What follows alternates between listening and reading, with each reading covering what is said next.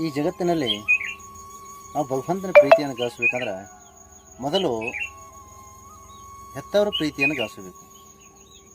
ಹೆತ್ತವರ ಪ್ರೀತಿಯನ್ನು, ಸಮಾಜದಲ್ಲಿರ್ತಕ್ಕಂಥ ಒಳ್ಳೆಯವರ ಪ್ರೀತಿಯನ್ನು, ಶರಣ ಸಂತ ಮಹಾತ್ಮರ ಪ್ರೀತಿಯನ್ನು, ಗುರುಗಳ ಪ್ರೀತಿಯನ್ನು ಗಳಿಸಬೇಕು.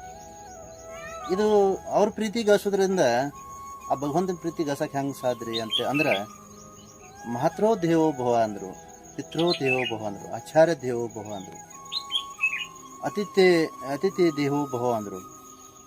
ಹೀಗೆ ಇವರೆಲ್ಲರಲ್ಲೂ ನಾವು ದೇವರ ದಾನ ಅಂತೇಳಿ ಅವ್ರ ಪ್ರೀತಿಯನ್ನು ಗಳಿಸ್ಬೇಕು. ಅದರಿಂದ ಏನಾಗ್ತದೆ ಅಂದ್ರೆ, ತಾಯಿಯಲ್ಲಿನೂ ದೇವರ ದಾನ, ತಂದೆಯಲ್ಲಿನೂ ದೇವರ ದಾನ, ಒಳ್ಳೆಯವರ ಹೃದಯದಲ್ಲಿನೂ ದೇವರ ದಾನ, ಶರಣರ ಸಂತರ ಮಹಾತ್ಮರ ಹೃದಯದಲ್ಲಿನೂ ದೇವರು ಇರ್ತಾನೆ.